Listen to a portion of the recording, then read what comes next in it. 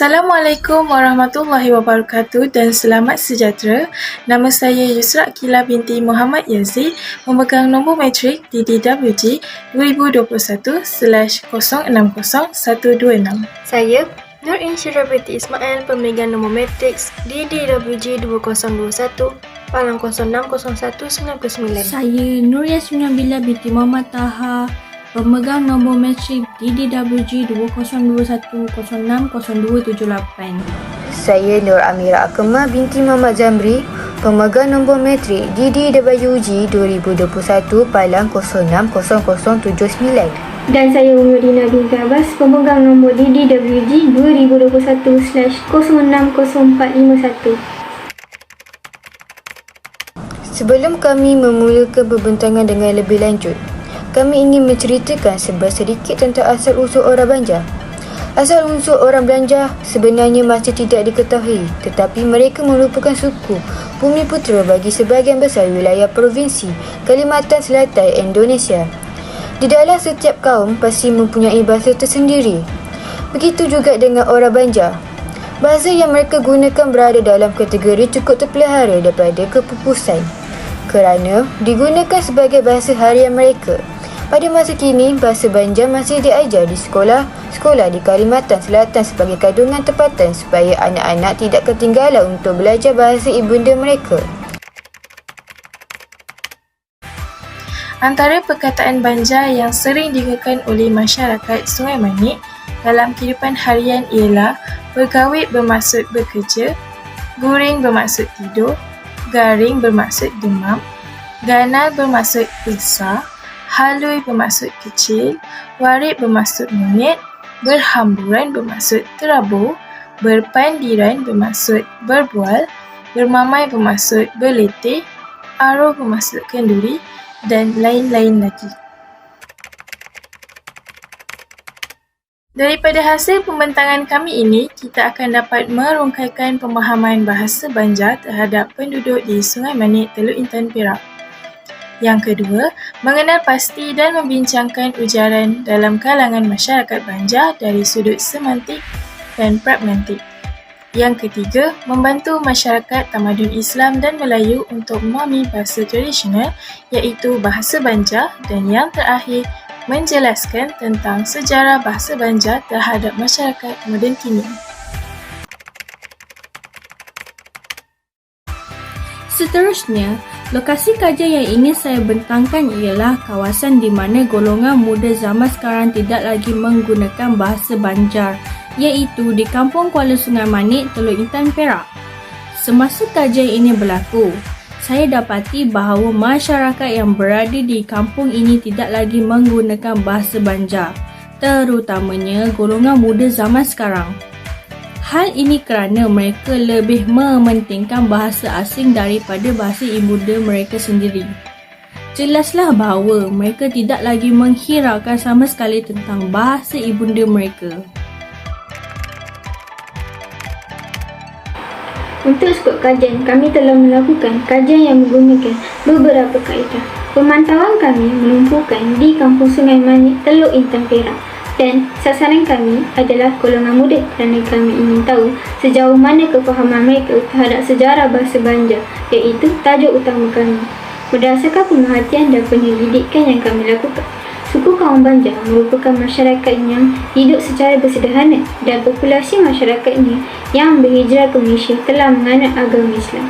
Malah, kami mendapati bahawa golongan berumur sahaja yang masih menggunakan bahasa Banjar sebagai pertuturan kehidupan seharian.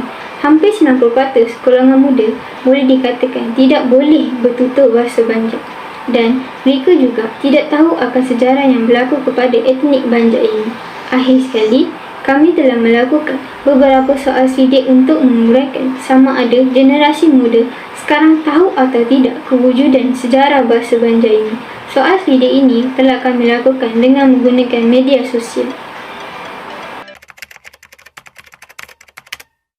Diteruskan lagi dengan kajian literatur. Di dalam kajian literatur ini, kami memilih Google sebagai sumber rujukan untuk menerangkan bahasa tradisional, iaitu bahasa Banjar, di Sungai Manik di Perak.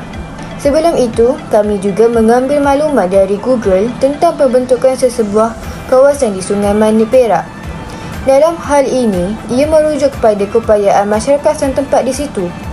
Oleh itu, dapat kita lihat pelbagai kesukaran untuk membangunkan Sungai Manik lantaran dengan kesukaran meneruskan tradisi yang dikekalkan oleh orang terdahulu. Sebagai contoh, masyarakat Sungai Manik sememangnya menggunakan bahasa tradisional iaitu bahasa Banjar. Apatah lagi, sejak akhir ini banyak bahasa moden seperti bahasa Inggeris diperkenalkan kepada golongan muda Melayu di Sungai Manik, Perak.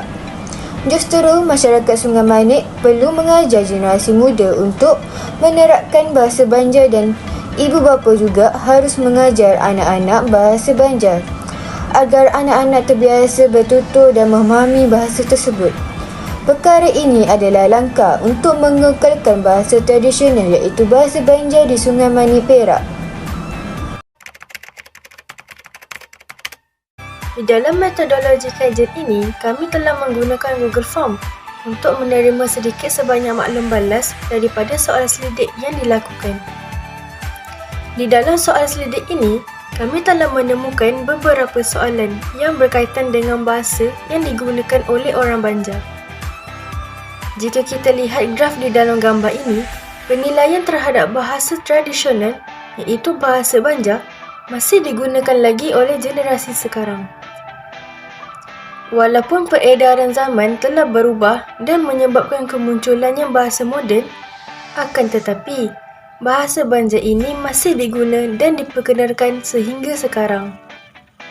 Jadi, tidak semestinya peredaran zaman berubah, kita tidak boleh mengekalkan bahasa yang digunakan sejak azali lagi.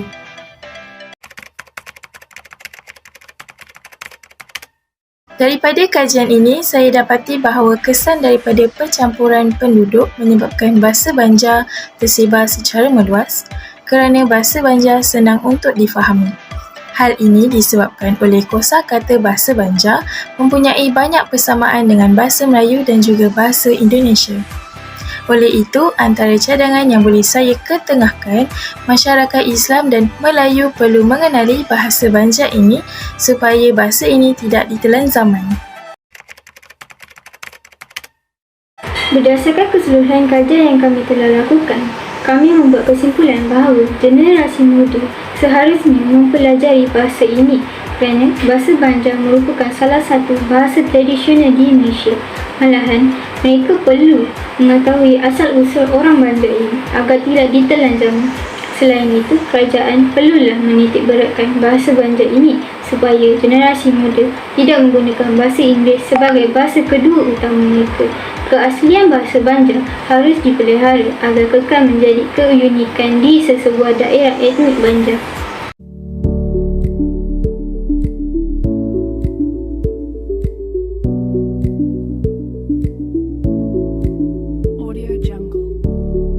Helikopter, helikopter.